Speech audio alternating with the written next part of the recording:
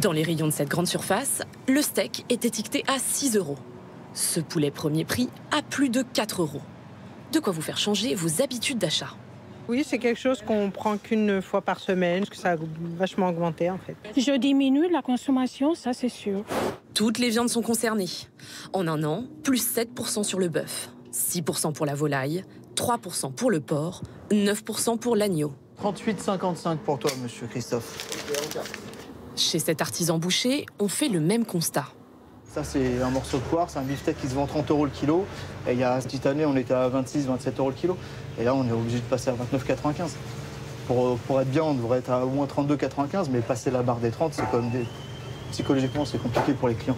On rogne sur notre marge, on explique bien les choses aux clients qu'on subit, tout simplement. Donc les clients, ils comprennent. Mais alors, pourquoi ces hausses?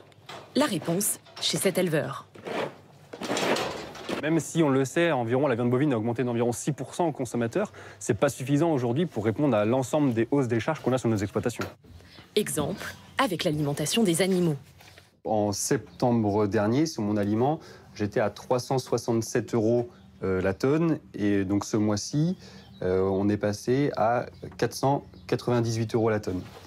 131 € d'augmentation en moins d'un an. L'éleveur paye ici les conséquences de la guerre en Ukraine sur le prix du blé et le coût de l'énergie. C'est toute la filière qui est touchée. Également, les prix des matières premières au niveau des abattoirs, c'est-à-dire énergie, transport, emballage, qui ont flambé et qui continuent à flamber. Prochaine augmentation attendue, jusqu'à 30% sur la volaille en septembre. Conséquence de l'épidémie de grippe aviaire qui a frappé les élevages français. Ouais, voilà pour cette hausse de la viande. Mais il n'y a pas que des prix qui augmentent. Pour une fois, on va s'arrêter sur une facture qui baisse, celle de votre assurance habitation. C'est une tendance continue depuis maintenant 5 ans, moins 17% au total. Et le mouvement a même été encore accéléré par le Covid. Alors comment l'expliquer? Regardez la réponse avec Anaïs Barthes, Thomas Jarion, Olivier Stambach et Nicolas S. En banlieue de Rennes, Nicolas vit avec ses 2 enfants dans cette maison. Il cherche à faire des économies sur son assurance habitation, compare différentes offres. Et là, bonne surprise. J'ai pu tester et m'apercevoir qu'on pouvait économiser jusqu'à 20% et on pouvait obtenir les mêmes garanties.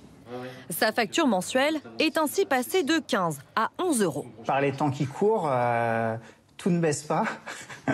Donc si on peut trouver quelques rayons de soleil pour alléger l'équation, pourquoi pas.